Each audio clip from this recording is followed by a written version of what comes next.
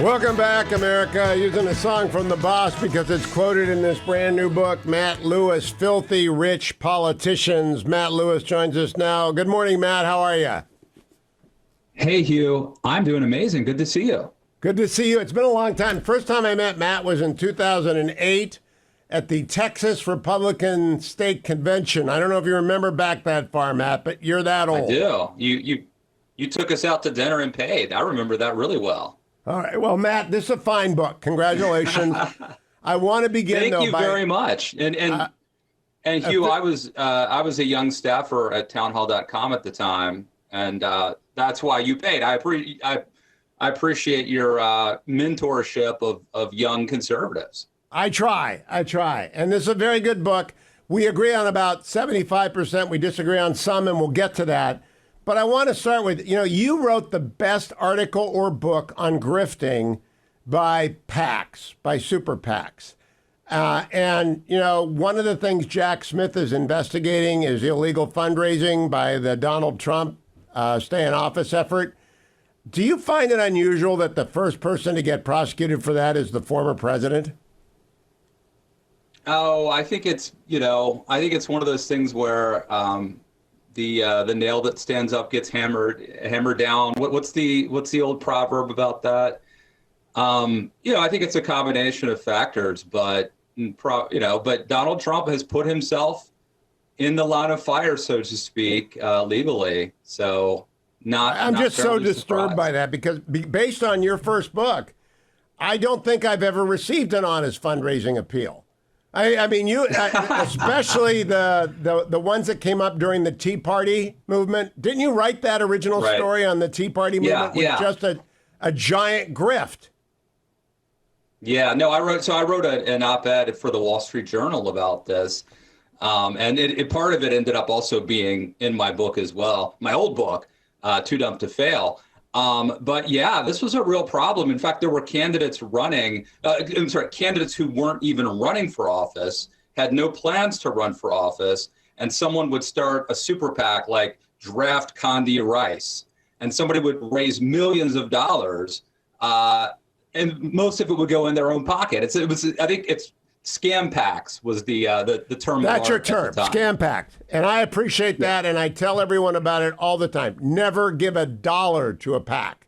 Never. It's lining the pockets of a crooked person. So, Matt, let's get to filthy rich politicians. First of all, I did not know you grew up in Maryland. I did not know you had moved to West Virginia. So are you going to support Jim Justice or Joe Manchin in the Senate race, Matt Lewis? I'm for Jim Justice mainly because he has this amazing bulldog named Baby Dog. And I literally live in a state when during the COVID pandemic, in order to get West Virginians vaccinated, which, by the way, Jim Justice was a leading governor early on pushing vaccinations. In order to get West Virginians vaccinated, we had a lottery where Baby Dog would pick the winner, and you could win a gun or a truck. And so based on that alone, Jim Justice has earned my vote. Well, Baby Dog has been on this show. And Baby Dog, I don't know how old Baby Dog is or if it's like the Georgia Bulldog and it's like Baby Dog 4. But Baby Dog is a heck of a campaign operator. Let's start with a name of a book I've never seen before. Dig Your Well Before You're Thirsty. This is a big book in your life. I wrote an advice book once called In But Not Of. Is this book still, you're the one you recommend, Dig Your Well Before You're Thirsty. Does it still work? It's been decades, I assume, since you read it. Absolutely. So it's by a guy named Harvey Mackay, and he was, believe it or not, in the envelope business, as I recall. I think he had another book called Pushing the Envelope. He had another book called How to Swim with the Sharks and Not Get Eaten. And he literally wrote this book. It's called Dig Your Well Before You're Thirsty, the only networking book you'll ever need. And me, coming from a very rural background, the son of a prison guard, my dad was a correctional officer in Hagerstown, Maryland for 30 years. I honestly had no idea the concept of networking. I mean, even the concept of like, let's make friends with people. And when you have a book that comes out, maybe you email them and they'll have you on the radio show, the way that the world works for 99% of successful people. I literally had no concept of that. No one ever taught me, literally sat me down and had a conversation with me about it. And I also never observed it in practice. And so at the age of 25 or 26, I read this book and it actually changed my life. And it still works? You think it would still work today? Absolutely. Oh, absolutely. I mean, because this is based on relationships. Remember in Jerry Maguire, his mentor, is it Dickie, whatever, says, the key to this business is personal relationships. You can't sell anybody if you don't love everybody. Like, that will work forever. It doesn't matter if there's technology or no technology. And by the way, this is not a manipulative thing. That's the thing I loved about this book, is that Harvey Mackay was not advising, let's manipulate people. It was about building relationships and friendships with people that are reciprocal and mutually beneficial. And I'm a fan. Yeah, well, there are three kinds of friendship, according to Aristotle. The first, the friendship of utility. There's nothing wrong with it. It doesn't bring pleasure, the second kind of friendship, or wisdom, the third kind of friendship, but it is necessary. So I'm glad to plug that book. Now, on money, your general theory is Tug McGraw quote. I like it. I love it. I want more of it. I am with you, too. But the best way to do that is to work 3 jobs for 50 years. You're not going to get rich quick in America. You have to work 3 jobs for 50 years, and you'll be comfortable. You have got nothing against money. I want to be clear at the beginning of that. You're not an anti-capitalist. That's exactly right. And I tried to go out of my way to really stress that. My wife is a Republican political fundraiser for conservative candidates.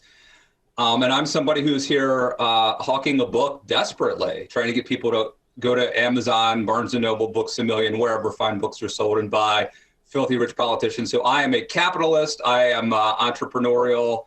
I love America, and I want to become filthy rich. But I will say, Hugh, I don't think money's the root of all evil. I do think the love of money is the root of all evil. So we have to keep things, in perspective and not become greedy. And honestly, I think that's the problem with our politicians, is that a lot of them have, they're disordered. Their priority is not we the people. It's actually cashing in. That, to me, is the problem. And you make a good argument that a number of people are driven by that. Let's start with our common area of most agreement. I believe with you, and you make a good case. Active stock trading by members of Congress should be illegal. You make that argument at length. Nancy Pelosi is exhibit number 1, but there are a lot of offenders.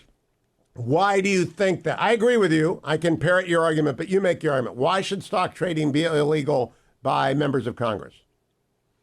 Well, first, let me say, I don't want to take credit for this development, but just today, this morning, the Wall Street Journal is reporting that Senators Josh Hawley and Kristen Gillibrand are about to propose a law that would do exactly what I'm calling for, which is banning members of Congress and their families from betting on the stock market. And the reason for this, Hugh, is a couple reasons. Number one, it really looks like several prominent members of Congress are engaging in insider trading. In other words, and I can go chapter and verse on this if you want, but we don't have to get too in the weeds. But it very clearly, if you look in the book, it looks like prominent members of Congress are using inside information that they have from their jobs in Congress to make money, to profit on the stock market. And also, I think even more disturbing, during times of crisis or great change, they're using their information to mitigate the losses, to dump stock before something bad happens. They have information you and I as citizens do not have. So I think whether they're engaging in insider trading or whether it just looks like it, either way, it is eroding trust in liberal democracy, in our institutions, and in our lawmakers. Yeah, if we go back to the market crisis of 2008, my dear friend John Campbell, one of the most ethical men I know, a car dealer, by the way, who came to Congress with a lot of money, told me, because Matt has some harsh words for car dealers where I disagree with him, but we'll come back to that. But John is very, very ethical. I've gone to church with him forever. I know him very, very well. And he's a good car dealer and an honest man. He's out of the business now. But he told me about a briefing he got during the financial crisis. He didn't trade stocks. He would never do that. But if you had been in that briefing, you would have dumped every financial stock. And apparently some people did. They should go to jail. But that's not technically insider information. Right. So first of all, it hasn't even been illegal for Congress to engage in inside trading until 2012. That's when Congress passed the Stock Act. And now it is illegal for them to do it. However, I guess my argument is, and I go back to Martha Stewart, I mean, what would you do if someone called you up? Let's say someone called me up and said, hey, Matt, that stock that you've got your entire retirement in right now, they're going to announce tomorrow that super drug doesn't really work. So just a heads up, tomorrow it's going to come out that drug that you've invested your entire life savings in is not effective and it's hurting people, actually. What would I do? You kind of be a fool if you didn't dump the stock, right? You'd be an idiot. And so I think just as the normal course of work of a member of Congress, you're going to be privy to information that average citizens do not have. And so the best way, and it's impossible to police this, how do we know for certain whether Senator Richard Burr knew COVID was going to be so bad because he's the chairman of the Intel Committee, or maybe he just reads a lot of newspapers and follows the story more closely than most Americans? It's impossible to sort of parse things like that. So the simplest way to solve this problem is to ban members of Congress from trading in the stock market. You can still own mutual funds. And Matt Lewis and I are going to continue talking about this, but banning stock trading by Congress and their family, their spouse, not their kids, their spouse, is absolutely essential to the integrity of the United States. Don't go anywhere. I'll be right back with Matt Lewis. The book is Filthy Rich Politicians. Matt knows the Luntz Law, which is to say the title of the book 7 times in every interview, but we're going to say it more than that. Filthy Rich Politicians. Stay tuned. Welcome back, America. I'm Hugh Hewitt. Those of you who are shrewd in terms of watching the pictures, notice I put on headphones during the break. That is because the bane of my existence, my earpiece, has a short in it. So I could barely hear Matt Lewis. I can hear you now, Matt. How are you? I can hear you, Hugh, and I'm doing amazing. Yeah, I know. Yeah, you can hear me, but there's a short here. So if I was a little bit talking over you, I apologize. Matt, before we go back to Filthy Rich Politicians, I have a new Washington Post column, just went up over at the Post, calling on Senator Tuberville to stop his hold on military nominations and promotions because it's not pro-life. You are pro-life. I am pro-life. Have you followed what the senator is doing to career military officers being nominated and promoted? Not too closely because I've been on the book tour, but I think I'm probably in the Hugh Hewitt camp. All right, okay. Then if you haven't read it, I won't go there. Let's go back to Filthy Rich Politicians. Let me go to the biggest argument I have with you, and it goes back to this. Correlation is not causation. And you write at one point in the book that Americans have lost trust in the institutions, and a lot of it has to do with the disconnect. I'm trying to find the exact quote so I don't misquote you, Matt. It is, in 25 years, when you were between 10 and the age of 35, congressional median income more than doubled. This increase in wealth is correlated with the public's declining trust in our institutions. That is bad logic, Matt Lewis, and you know that correlation is not causation. I think it's social media that has caused that. I think a lot of things have caused that. I don't think it's the fact that filthy rich politicians are in D.C. Oh, no, Hugh, I agree. If I wasn't clear, I do not believe that. Well, let me go back and kind of set it up. Okay. So the book's about how the rich get elected and how the elected get rich. We know that rich people tend to be more likely to run for office and to get elected. And there may be some problems with that, but it's not nearly as damaging, in my opinion, as the second part of the equation, which is that people who get elected almost always get richer. And I think increasingly there's a sense that the game is rigged and that elected officials are using their position to enrich themselves. Now, it's really hard to find data that backs this up, partly because people are very interested in things like dark money and campaign finance. They're not that interested in politicians' personal finances. But one of the, and I do cite a few, I don't think dispositive, but a few sources that I think are telling. One is a Pew survey, or Pew Research survey, that came out in 2015 that showed 3/4 of Americans believe that our elected officials are more interested and they're advancing their own self-interest than advancing ours, the voters. At the same survey, 72% of Americans described their member of Congress as quote unquote, or described Congress, elected officials, as quote unquote selfish. Now that's 2015. 1 year later, Donald Trump runs for office, talking about how he's going to drain the swamp, talking about how the game is rigged.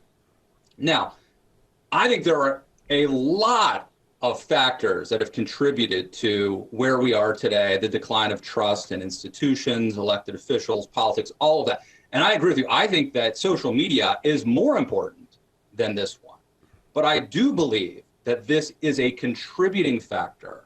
And if we are going to set about trying to reform things where we can and fix this cultural problem where we can, I don't think we can look past this topic. All right, now, Matt, I went down coast last night. I'm in Maine to hear Martin Fletcher give a speech about free speech. And it was a very good presentation. But we had a question from the audience that said, why are Putin and Netanyahu so evil? Aren't they the same problem? And I kind of reeled back, and Martin Fletcher said, oh, no. They are not the same thing. And that sort of is an indication of how crazy people now perceive the news. They perceive reality wrongly if they think Netanyahu and Putin are the same thing. We have 1 minute to the longer conversation. Does filthy rich politicians help them understand the world, or does it just make them angrier? No, my goal is not to make people angry. The point of the book is, look, you look at the headline and I talk about the ruling class and the swamp creatures and all of that. And that's true, right? I think we have some serious problems in this country. There are politicians who are cashing in. But my goal is not to complain about it, not to play the victim card, or to rile people up even. I think what we need to do is to reform the system.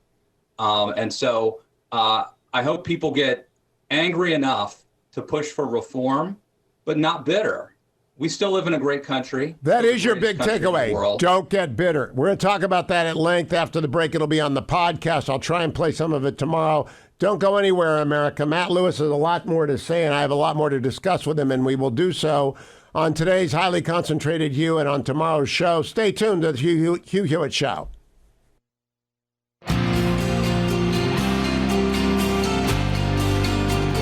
Welcome back, America. I'm Hugh Hewitt talking with Matt Lewis about filthy rich politicians. His brand new book, a lot of great information in here. And during the last break on air, Matt mentioned he doesn't want people to get bitter. In fact, on page 178, he writes, my most important piece of advice for those who want to change, the way the game is rigged for filthy rich politicians is not to succumb to bitterness. And so I read that and I underlined it. I thought that was right. Matt's reforms in quick order are ban stock trading, increase transparency. I agree with both of those. Ban politicians from hiring family members. Not sure about that, but probably agree with it. Pay Congress more. Absolutely. End double dipping. Don't think that's possible without screwing the military, but we'll talk about it. Term limits. No. I used to believe in term limits until we put them in California. It's a nightmare, Matt. It does not work out. I was all for it. I campaigned for it. And we're end up with the most dysfunctional government in America in California. 10-year ban on lobbying, I'm okay with that. Make tax rules fair, absolutely. But let's go to the one I'm not entirely good with, which is banning politicians from hiring families. If you have disclosure, do you mind that? Well, my goal is to avoid even the appearance of impropriety. And let me give you some, sort of some examples of things that I think do erode trust and sort of give people the sense that politicians are not just cashing in personally, but are also using other people's money. It could be taxpayer dollars from their congressional office, or it could be campaign dollars to feather the nests of their friends and family. So, and this is a bipartisan thing, just like everything else in this book. But Maxine Waters is a classic example of a politician who has really spread the money around. 1 year alone, I think it was 2021, she paid her daughter, I can't even remember how much it was, but just millions of dollars over the course of her career. Ron Paul in 2012, when he was running for president, had, I think, 6 members of his family on staff and paid them a grand total of something like $300,000. You've got cases like Ilhan Omar, who has directed millions of dollars to her husband's consulting firm. You've got the Biden family. You got the Biden family. Yeah. There you go. There's a prime example. In fact, and this goes way back, Hugh, according to The Atlantic, in 1988, when Joe Biden ran for president, way back in 1988, he raised $11 million, and 20% of that went to Biden's family or companies who employed them at the time. It shocked me, but I do want to say, if the trouble with the Biden family, it's not transparent. I don't know how Jim Biden makes his money. I don't know how the sister makes money. I don't have any idea how Hunter made money, and Burisma stinks. But Maxine Waters, everybody in L.A. knows that. I know that district well. I covered that district for 10 years on PBS. Everybody knows that Team Maxine is a family business, and nobody cares. They like her because it's public. So if something's transparent, should we ban it? I think so in this case. There's certain things in this book that I would say are like reforms that I recommend that are, I would say, non-negotiable. And I think by far the most important thing we can do is banning congressional stock trading. Amen. I would say when it comes to the family, regardless of whether it's transparent or not, we should ban it. If you want to volunteer on a campaign for your husband or wife or spouse or, sister, like by all means do it. And I do realize, like, throughout history, there have been many examples of famous people. I think I read that Ulysses S. Grant had something like 40 family members on the payroll. That one's kind of too good to check, but John F. Kennedy obviously had RFK. It was probably a great campaign manager. I still don't think he should have been the attorney general. But would anybody else have been a better campaign manager? Probably not than Bobby Kennedy. But that doesn't mean you have to pay him. He was a pretty good attorney general too. To funnel money. He was a good attorney general during the Cuban Missile Crisis. He did some very shady stuff, not during the Cuban Missile Crisis. The Kennedy family's its own book, and people have written that. I want to go back to what we really agree on, which is this banning stock trading. And I also want to talk about the first part. It's easier for wealthy people to succeed in politics. That's a given, right? We're never going to change that. Darrell Issa made his money legitimately, even though he had a very shaky start in life. He cleaned up and he learned how to get cars not being stolen. Kevin Hearn had McDonald's, made him a lot of money. Mark Warner, one of the best Democratic senators, made his money in telecom. I know he got ahead of the FCC bandwidth sale, but a lot of people did, and he made a lot of money. David Trone, Wine and More, God bless him. He's a terrible congressman, but he made his money the old-fashioned way. He sold booze. And Jared Polis is just a smart guy. I mean, proflowers.com is a risky deal. I don't have any objection to wealthy people running, and it's unconstitutional, as the court has held, to ban them from using it. So we disagree there. I don't like. Oh no, I don't. No, I'm nuanced on this. So I think it's admirable in most cases that rich people run for office. I mean, I would probably be sitting on a beach drinking pina coladas. They run for office and they want to give back. And some of these stories you mentioned, Kevin Hearn, that's a great story. Yes. In the book, this guy who, he basically works at McDonald's, saves up enough money to buy his own McDonald's, and now he's a very rich member of Congress. So I think some of these are great. It is true, though, that the average member of Congress is something like 12 times richer than the rest of us. And I think that could create some sort of a disconnect. And I also think it's a little problematic that, like, even I probably couldn't get elected to Congress, despite the fact that my wife's a political fundraiser, despite the fact that I have been in this business for 2 decades, that we are now at a point where you really have to either be able to self-fund or have a really strong network where you can cash in. So, but each of these examples you gave, I don't have a problem with them personally. And in fact, they're probably very good at what they do. They're all in the book. That's why I gave those examples. And car dealers are in the book. And I've told you, I got no problem with car dealers. They happen to be in a business that is high risk, high return. A lot of car dealers go broke. A lot of them make a fortune. Bernie Moreno is running in Ohio, and I'm not endorsing in that race. We got Matt Dolan is very wealthy. Bernie Moreno is very wealthy. I'm not sure about Frank LaRose. The new guy in Montana. What do you think about Tim Sheehy? Didn't have money, Navy SEAL, gets wounded, Purple Heart, 3 deployments, goes to Montana, starts an anti-drone company, makes it work, brings in engineers, makes a bucket of money, sells it. Now he's running for Senate. What does Matt Lewis think about that? I'm so focused on the book, Hugh, and I'm not just trying to stay on message. Am I correct? He's a former Navy SEAL. Is that right? Yes. Is that correct? So, here's the thing. I don't have a comment, except I'm interested in the phenomenon of Navy SEALs running for office. And, obviously that is like an incredibly, physically taxing job, especially to make it through the training, like in Coronado or wherever they have to go through. And it is interesting to me that, like, there is a cadre now of former Navy SEALs in politics, and some of them have fared better than others. Some of them have been, you would assume that someone who went through that kind of training would not only be physically prepared, but kind of mentally and spiritually prepared. So I would like to look into that. I would actually like to write a piece looking at the Navy SEALs and why this is now kind of a gateway into politics. And how it's working out, if it's working out for them. It's interesting to me, Matt. It's not just Navy SEALs, also special operators like Michael Waltz, for whom my son works as a Green Beret. The special operators, the aviators, the intel people, they all tend to have great skill sets that translate well into politics, especially discipline, because politics is mostly about doing the same thing over and over again and staying on message. It's like when you sell a book. If you don't say filthy rich politicians 7 times, you're not selling the book. So you say, right. You just got to stay on message. That would be an interesting article. Let's stay on this one. So I am not concerned about wealthy people running.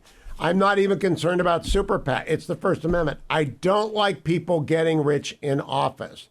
The shadiest guy ever was LBJ, and you pass over him fairly quickly. His wife didn't bring the money in there. Those were the brothers who funded LBJ. He was the crookedest president we've ever had, in my view, in terms of money. Mm-hmm. Well, I know he stole an election. I think that has been established. That's not even speculation. I think, is it the Robert Caro book? Yep. Outlines how he literally stole a congressional election. So yeah, you probably know more about him than I do, but if he's willing to steal an election, he's probably willing to do a lot of other stuff to get rich on the way. Very crooked guy. But the only president who ever resigned is the one I know best, Richard Nixon. And he didn't resign because of money, and he left the White House very, very poor. Yeah. He had to actually do the Nixon. Interesting. Go ahead. I was going to say, one thing, you might have already known about this, Hugh, but I learned as I was writing the book, because, we have a chapter on spreading the wealth around to families. And I talk about, the Billy Carters and the Roger Clintons and all that. And I did not realize that Richard Nixon's brother, Donald Nixon, that Richard Nixon was worried that his brother was cashing in on the Nixon name. Yes. So Richard Nixon had his own brother wiretapped.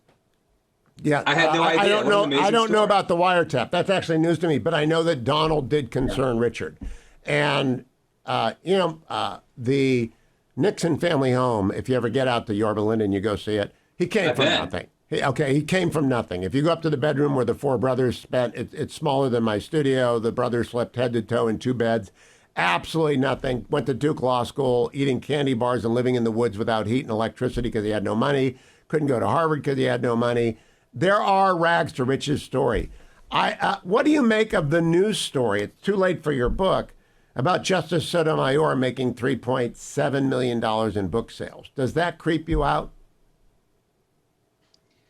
A little bit, right? The one story I saw was that like her staff was kind of pressuring people to take the book or to sell the book. That, to me, that's the part that crosses the line. It's not Sotomayor writing the book. It's if the staff, because then it's sort of implicit, like the Supreme Court justice would really appreciate it if you were to sell this book, or if you were to. So I think it's sort of trading on your position that you've been entrusted with to do something that's ultimately going to result in you becoming wealthy and you making more money. No, and, as a matter of constitutional me, law, it's not illegal. I've had Stephen Breyer on this show when he was a member of the court selling books. I've had Clarence Thomas on selling his memoir. I've had Neil Gorsuch on selling his book on federalism. It's all very ethical, but if you shake people down to buy your book, it's Jim Wright land. I don't think she went there, but I don't know. I don't think the Alito and the Thomas stories on accepting gifts and trips bother me at all. What bothers me the most are people who get rich from stock trading on inside information. I mean, that is the one that just, I can't believe we allow that to happen. Because, in the executive branch, Matt, I was at OPM, I was in the White House counsel's office. You couldn't do that. You had to blind trust stuff. You could not get rich on making investments that way. But that's an executive branch rule. It's not a Congressy rule. Let's talk about hypocrisy, because you also talk about, well, let's do revolving door first. I'm not sure you talk about Joe Crowley getting beat in Massachusetts, going to work for Squire Patton Boggs, Aiken Gump. There isn't a law firm in town on K Street that doesn't have retired people working for it, whether it's Billy Tozen or John Boehner of the Dean Martin wing of the Republican Party. And he's selling dope now. I don't know how we stop that. How do you stop that, Matt? You can't really stop that. Yeah, no, you're right, Hugh. I mean, so part of my philosophy is like, I do not believe in the perfectibility of man. And so I don't think we can really fix any problem. We've outlawed murder, but it still happens, But what we can do is take human nature into account and then try to create systems that incentivize good behavior and disincentivize bad behavior and reform the system. And so that's really when I wrote, this book, Filthy Rich Politicians, I went in with those kinds of expectations, not that the reforms would be able to resolve the problem of corruption, but that we could restore some faith in these institutions, right? Whether it's the Supreme Court or whether it's the U.S. Congress. And so what I propose in the book is a 10-year moratorium where you can't leave Congress today and tomorrow or even 1 year from now start lobbying your friends and calling out old favors. I don't think it would solve every problem. In fact, there's already there's something called the Daschle loophole, which allows former members to work as effectively in the public affairs business, where they don't technically register as lobbyists, but they're still essentially So there's no perfect solution, but I think we should try. I think this is important enough that we should try to find ways to mitigate this. Matt, where I disagree with you on this is because I value the First Amendment so much that every attempt to clean up politics ends up traducing the First Amendment and the right to make a living. It's just a constitutional issue. I do like calling out hypocrisy. I love that you hammered AOC on going to the Met Gala in a strapless gown. What did Andrew Ferguson? Of course, Andrew Ferguson's the funniest man in America. He blurbs your book. But I might be about to get run over by Andy. I gave Andy full access to the Nixon library so I could come back and end up flattened. That happened to me before with Sidney Blumenthal. I hope not, because if Andy comes after you, you're doomed. But you quote, it's hard to imagine Eleanor Roosevelt posing in a backlist number at the Met Gala. Do you know, that wasn't about money. That's about celebrity, Matt. That's about celebrity. Yes. And that's not, is that regulatable? I mean, can you fix that? I don't think you can. I don't think so either. So that chapter you're referencing is called Latte Liberals. Yeah. And I have another chapter, a companion chapter called Ivy League Populists.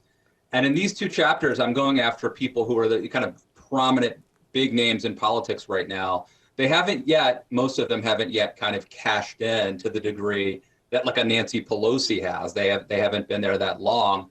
But what they really are good at is the attention economy, the other economy, the attention economy. And so I'm highlighting the hypocrisy. It does dovetail with the money. I think you're right. It's about something else, right? They're really after fame, but their hypocrisy is multi-layered.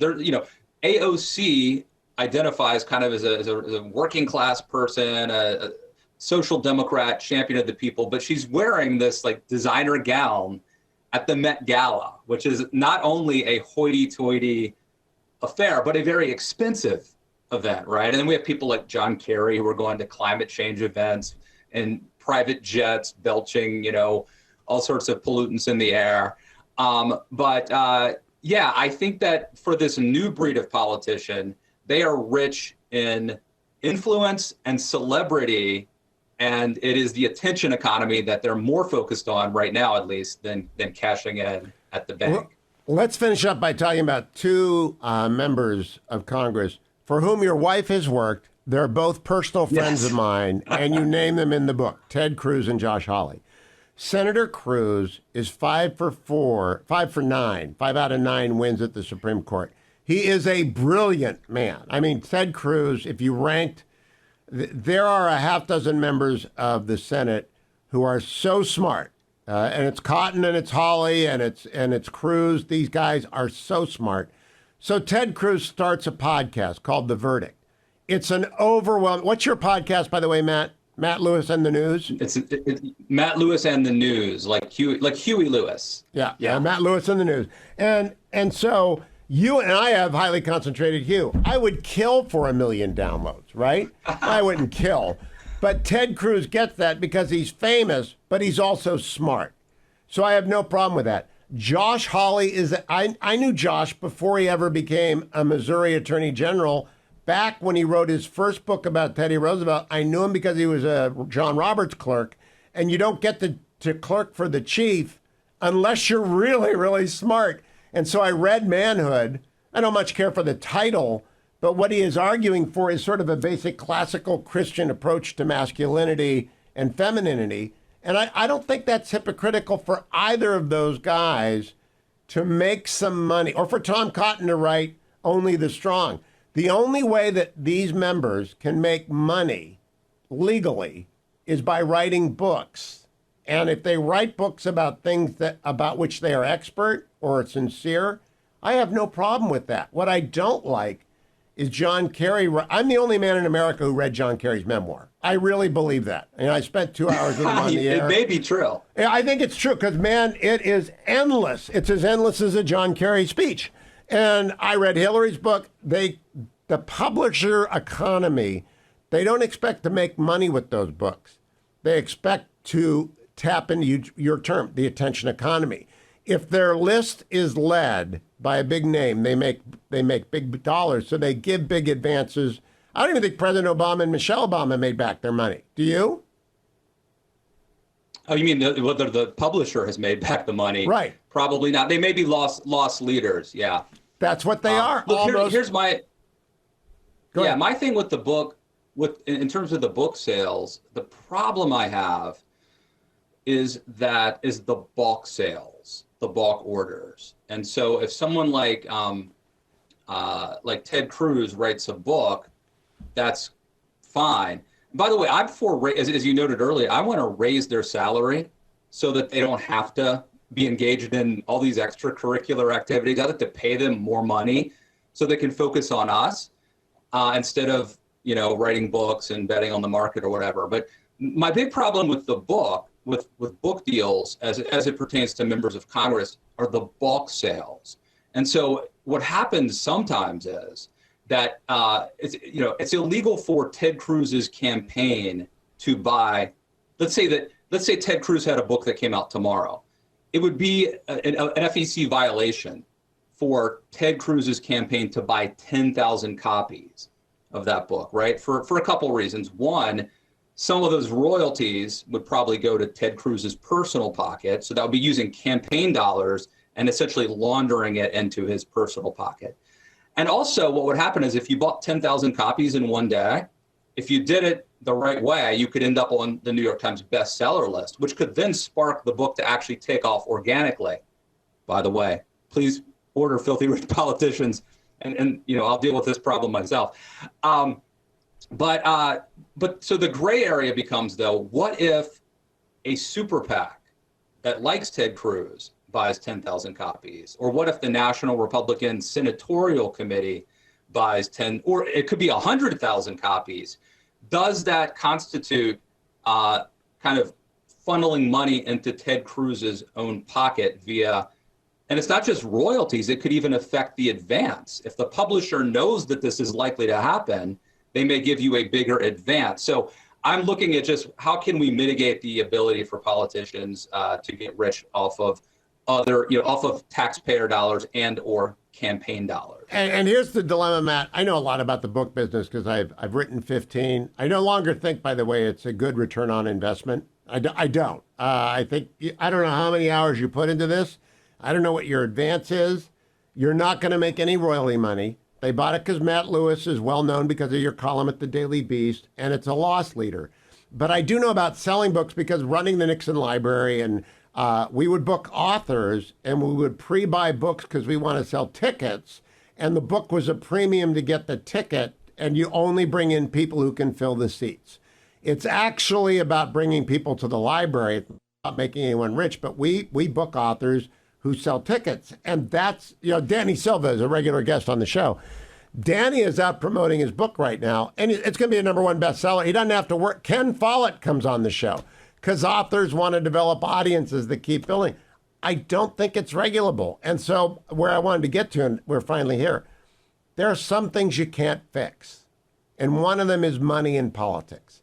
Because if you take it out the back door, it'll come in the side window. And if you take it out the side window, it'll ooze up from the floors. Because it's always been that way. And I don't know how you fix it. I don't even know if we want to fix it, because the alternative is Putin and an oligarchy making money by killing people, right? Well, that would certainly not be the alternative that I would root for. Look, I do warn. I mean, I warn in the book of unintended consequences. Like, for example, I think McCain. And by the way, let me just take a second to criticize President George W. Bush.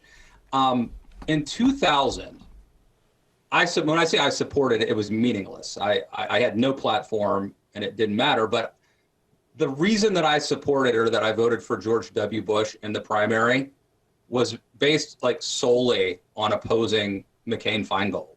I just thought that was a really bad, unconstitutional idea.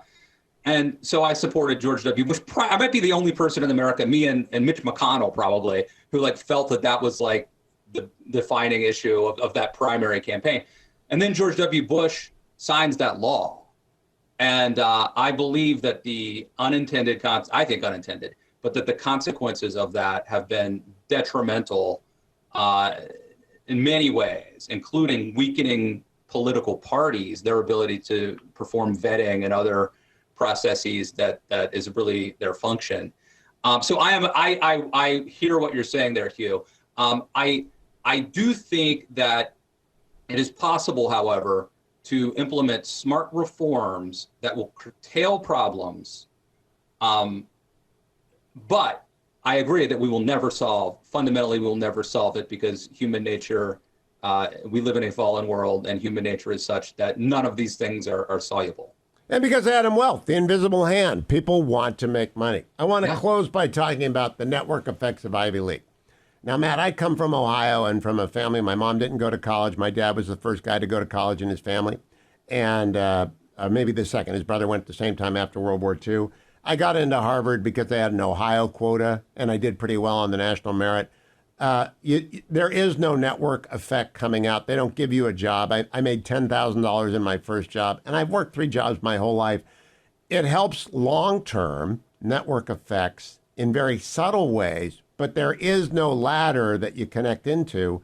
And if you go to the University of Michigan Law School, it might help you get a job in Chicago because they trust the brand. But I always tell people, after your first job, nobody cares where you went to school or what you studied. After that, it's just, how did you do in your first job? Do you really think the network effects of Ivy Leagues is that big of a deal? Because it just isn't. There are a lot of people. I just went to my 45th reunion. A, there are a lot of people who don't come. And B, there are a lot of people who come who've led very humble lives because they were called to humble circumstances. And then there are loudmouths like me who've been on the air. And it's not because I went to Harvard. It's because hopefully I'm pretty good loudmouth. Do you really think the network effects of Ivy League colleges is worth talking about? I don't think I make too big of a deal of it in the book, but I do think it's a real thing. I mean, I never went to an Ivy League school, so I can't speak on it to the degree you can. But I would just say, like, my experience of being like an alumnus of, I worked at the Daily Caller for 6 years, let's say, and the people that I worked with, we're tight to this day. Yeah, network effects are real, but it's usually work. Right, and so we have, and if the people that you meet are people who are from not just from wealth, but from sort of educated, sophisticated, connected families, you're going to pick up on lessons from them. You're going to make friends with them, and those could pay dividends. I would imagine for the rest of your life, those relationships. Well, that takes us back to conclude where we began. Dig your well before you're thirsty. Network effects. Network effects is a highfalutin term for the favor bank that Tom Wolfe describes. Do good for people your whole life, and they will do good for you when you need help. Whether it's a job interview or a referral, it's basic proverbs, right? It goes back to the Old Testament. It's been around forever. If you're not a jerk, you'll do pretty well if you work hard and focus and don't do drugs and don't stick up liquor stores. But politicians do exceptionally well. I want to close by agreeing with you. We've got to stop stock trading by members. That is corrosive on democracy. It really does make people think. Nancy Pelosi, you want to finish by talking about Paul Pelosi and Nancy Pelosi? Because I want people to know that story. Let me give you 2 stories, and I'll go quick. So in 2020, Paul Pelosi bought hundreds of thousands of dollars worth of stock options in Tesla. 5 weeks later, Joe Biden signed an executive order mandating that state, local, and federal fleets would begin transitioning to zero emissions vehicles by 2027. What do you think happened to the Tesla stock that he had just bought? 1 year later, so now it's 2021, Paul Pelosi exercises $10 million worth of options on Microsoft stock. This time it's just 2 weeks later, the U.S. Army announces a deal with Microsoft to buy these augmented reality headsets, which could result in billions of dollars over the next decade or so. Is that coincidence? I don't know. I don't think so. I think it's damning. I think it's damning, and there's a lot damning. By the way, there are lots of Republicans and Democrats that Matt Lewis scores direct hits on, but by far the worst thing is the use of information that only legislators have. And people go to jail for that when they do it in law firms or businesses. They just get rich and reelected in Congress. Matt, congratulations on Filthy Rich Politicians. I hope I see you inside the Beltway soon, and thank you for spending so much time with me today. Thank you, Hugh.